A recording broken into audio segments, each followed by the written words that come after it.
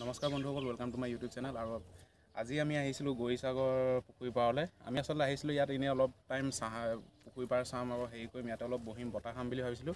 কিন্তু আহি পিনে ইয়াত দেখিলোঁ যে খুব ধুনীয়াভাৱে ইয়াত কিছুমান খেতিয়ক বুলিয়ে কৈছোঁ, খেতিয়ক কিছুমানে ইয়াত খুব সুন্দৰভাৱে ইয়াত খেতি কৰিছে। আৰু খেতিটো মানে বহুত বেলেগ ধৰণৰ খেতি। আপোনালোকক সকলোকে মই এতিয়া কেনেকৈ কৰিছে, কি কথা, কেনেকৈ কৰিব লাগে খেতিটো, এইবোৰ সকলোকে দেখাই আছোঁ। আৰু ব'লক তেন্তে এতিয়া চাওঁগৈ আমি আমাৰ পলুৰ খেতি কেনেকৈ কৰে, পলু মুগা খেতি কেনেকৈ কৰে আপোনালোকক সকলোকে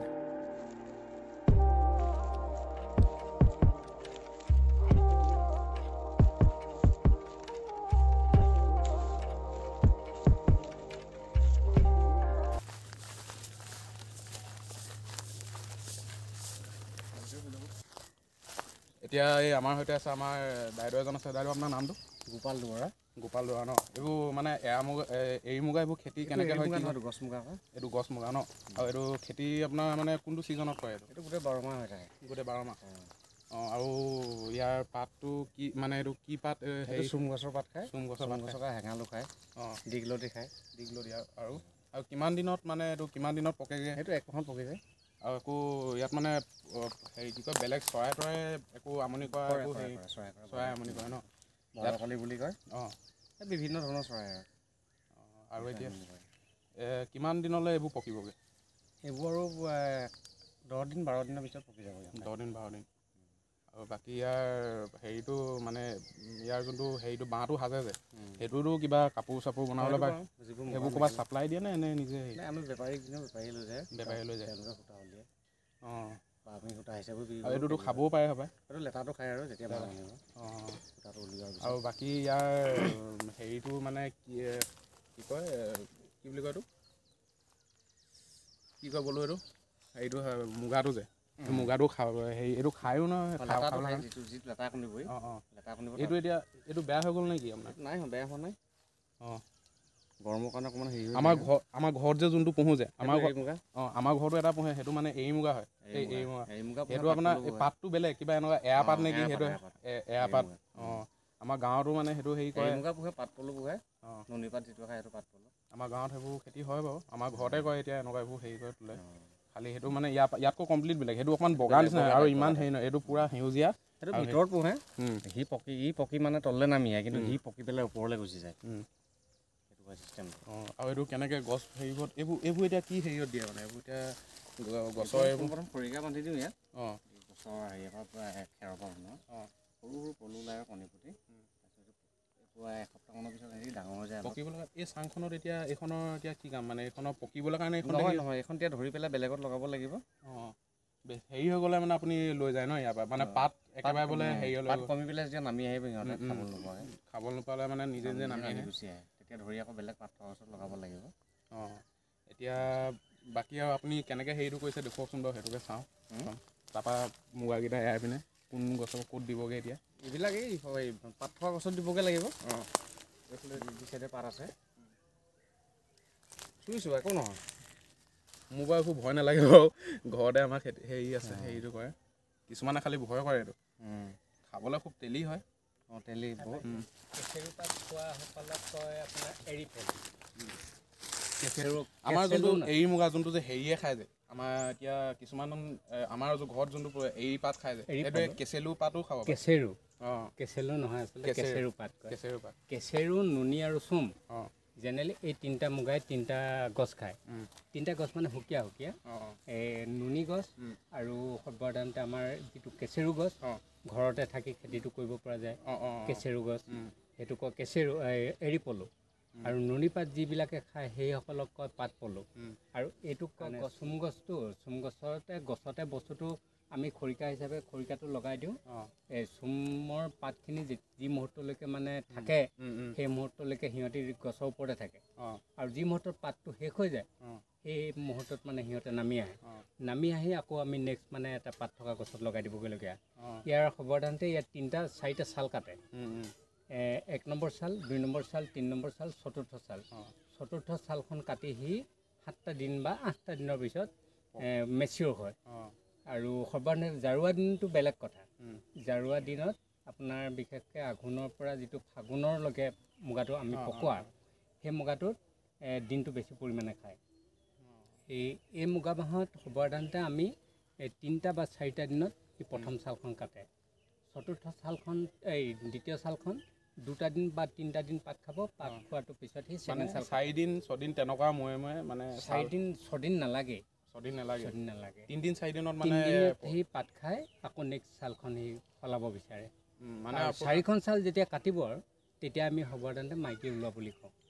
মাইকী ওলালে বস্তুটো মেচিয়ৰ হয় আৰু সি মাইকী ওলোৱাৰ পিছত 7টা দিন বা 8টা দিন পাত খাই সি আকৌ পকিব। তাৰমানে আমি সৰ্বসাধাৰণতে পকা বুলি কওঁ, মেচিয়ৰ হয় বস্তুটো।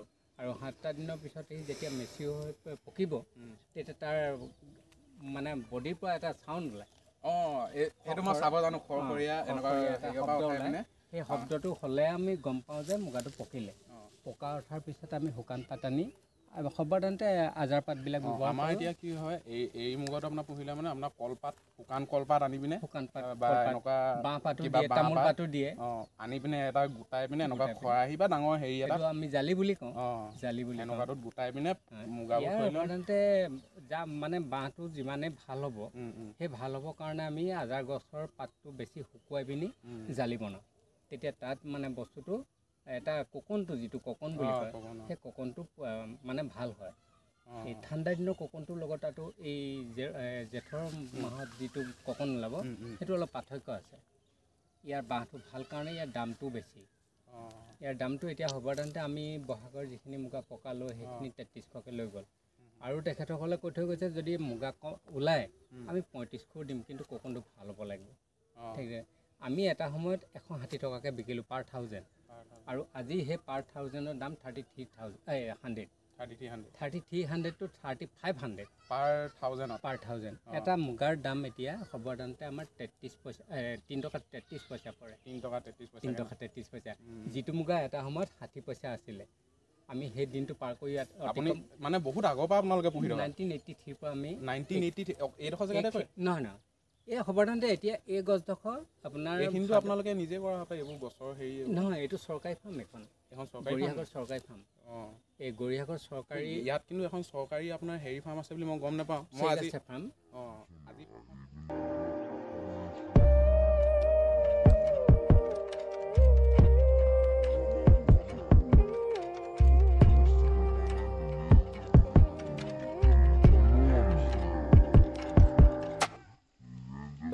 প্ৰথমবাৰ দেখিছোঁ কিন্তু দেই। আৰু ইমান ডাঙৰ খেতি আৰু ইমান জেগা হেৰিয়ত মই আগতে দেখাও নাই। খুব ধুনীয়াকৈ কৰিছে। আমাৰ নৱপ্ৰজন্মসকল এই বস্তুটোৰ ওপৰত সিমান মানে বিশ্বাস এটা নাই।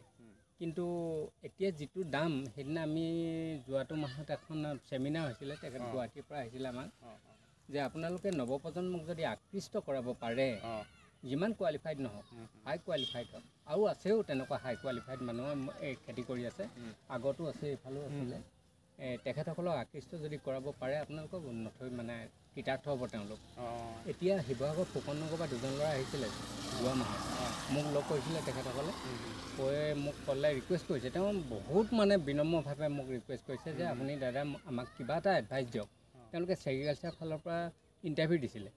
ইণ্টাৰভিউটো শেষ হোৱাৰ পিছত কিবা প্ৰেক্টিকেল প্ৰয়োজন নেকি, মই বিশেষকৈ সিমানৰ প্ৰতি গুৰুত্ব দিয়া নাই। কিন্তু আমি অলৰেডি মানে এবাৰ মুগা পুহি আছোঁ, তেখেতসকলক মই কেনেকৈ প্ৰিফাৰেঞ্চ কৰিম সময়টো এতিয়া তেখেতসকলক মই এইটোৱে ক'লোঁ যে আপোনালোক যাওকগৈ, মই সময়মতে আপোনালোক খবৰ দিম, আপোনালোক আহিব। মই লাগিলে তেজপুৰ হওক, মঙলদৈ, এই ছেগ্ৰিকালচাৰ মানে চৰকাৰী ফাৰ্ম বহুত জেগাত আছে। মঙলদৈত আছে, বকোত আছে, তেজপুৰত আছে, কাজিৰঙাত আছে, নগাঁৱত আছে, দেৰগাঁৱত আছে। আপোনাৰ কাজিৰঙা 3খন পৰিছে, বাগৰি, কহৰা, কাজিৰঙা এনেকৈ কেইবাখনো আছে চৰকাৰী ফাৰ্ম এইবিলাক। আৰু চৰকাৰী ফাৰ্মত আমি টেক্স মানে তেখেতসকলক 10% দিব লাগে। পাৰ 1000ত 100 পিচ দিব লাগে।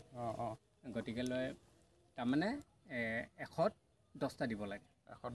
ইয়াৰ যদি 100 পকে তাত তেওঁলোকক দিব লাগে 10টা। 1000 পকিলে মানে 100 দিব লাগে। 1 লাখ পকিলে 10,000 তেওঁলোকক দিব লাগিব।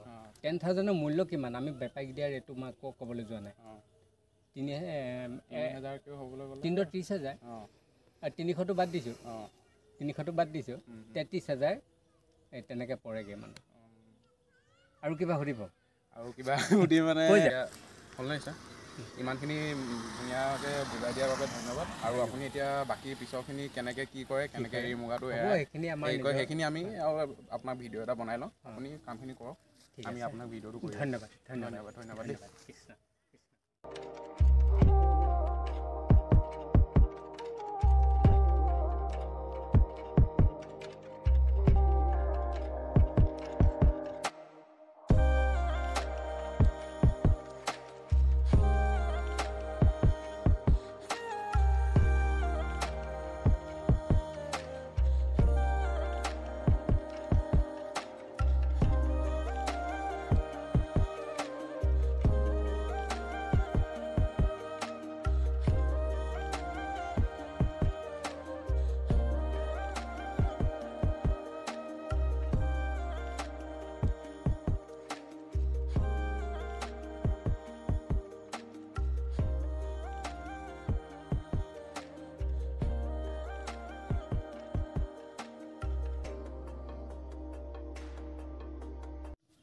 এবাৰতে আপোনাৰ ন্যায়ালয় মানে সেইটো অলৰেডি ডেমেজ আৰু ইয়াৰ এতিয়া একো হেৰি নাই, পেটটো ছিগি গ'ল সেইটো কাৰণে একেবাৰতে মানে একেবাৰতে।